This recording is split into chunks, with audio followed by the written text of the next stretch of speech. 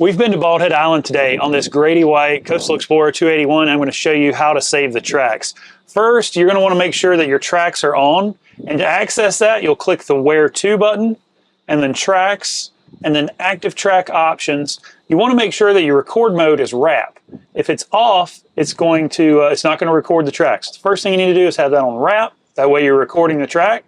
Now we've been to Bald Head, we're back at the dock here at Atlantic Marine, and I want to save these so that we can return to Bald Head by following these tracks. So I'm going to click the Where To button again, and then I'm going to click Tracks, and then Save Active Track.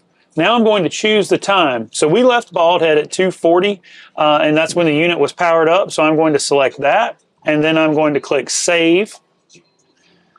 And if we zoomed in, we could see that this is our track, and so I'll come over here and click Edit Track, and I'm going to edit the name, and I'm going to name this Bald Head to Wrightsville Beach.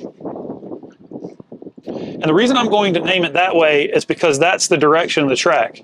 So if I wanted to use this with the autopilot or as a route, then I would need to know if we're routing from Bald Head or from Wrightsville Beach. You have the option to do it in reverse.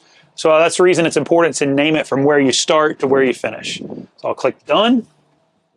You have the option to change this color here, but that's it. So I'll hit back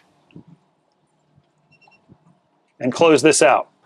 Now, if I wanted to recall that track, I'll click Where To, Tracks, Save Tracks, and now I have Bald Head to WB. Click that, and then I click Follow Track, forward or backward. If I'm in Wrightsville Beach, I want to do backwards because this is where we ended. And now we see the track to go back to Bald Head.